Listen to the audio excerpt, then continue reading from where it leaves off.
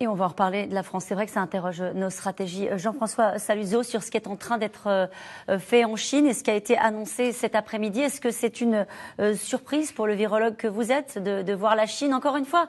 C'est quand même un pays, et j'insiste là-dessus, qui avait en grande pompe dit « ça y est, nous avons vaincu le virus ». Et là, qui est obligé, au devant du monde entier, de dire « eh ben non, on reconfine ».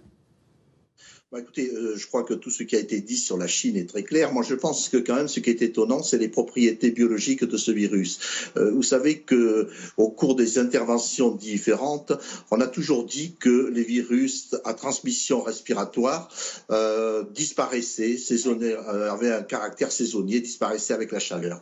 Là, ce virus circule depuis au moins 8 mois et il est loin d'avoir disparu. La question qu'on peut se poser, c'est pourquoi. Je crois que là, il y a un problème.